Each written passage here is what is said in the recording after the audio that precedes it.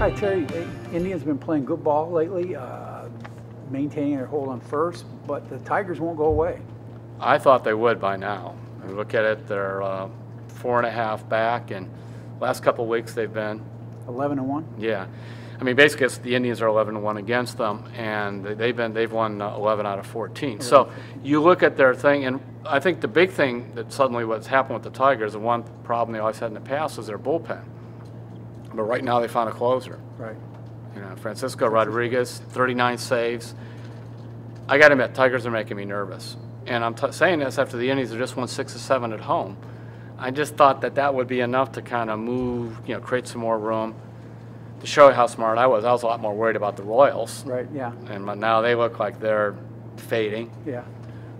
You know, and sometimes you just look at the Indians and think, boy, I wish they had this fifth starter thing straightened out. The bullpen by committee wasn't pretty. Right, that was But Salazar, you've seen some of the last two starts. What has impressed you about him? Just, I think he looks like he's maintaining control again. Yeah. He's getting the ball over the plate, throwing to his spots. He's still walking people, still throwing a lot of pitches, but he seems much more in control of himself and of his game. Yeah, I mean, the ball's not bouncing 52 feet, right. you know, right. instead of going 60, and he isn't kind of looking at airplanes flying by wondering, you know, trying to get that composure. Yeah. So that's, you know, that's been nice. It was amazing the other night Andrew Miller gave up runs, and I figured, well, finally they're going to lose, and he turned around and won that game.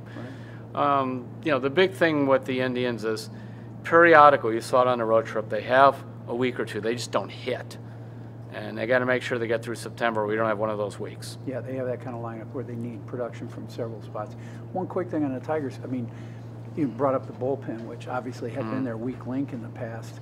And the Royals was such a strong bullpen, and yet it was opposite roles. I mean, Rodriguez really has turned that around for them. But then you also get a couple veterans like Verlander and Miggy, who just continue to do what they're supposed to do. Hit his 300th homer with the Tigers, and you go back and you got Victor. He just hits and hits until he has to have knee surgery again. Then comes back and hits and hits. I guess I thought maybe the Tigers might just have said, "This is not our year. It's not going to happen." I just think being a 1-11 against the Indians really bothers them, and I think they got 6 games left, and they want to take a real shot at it.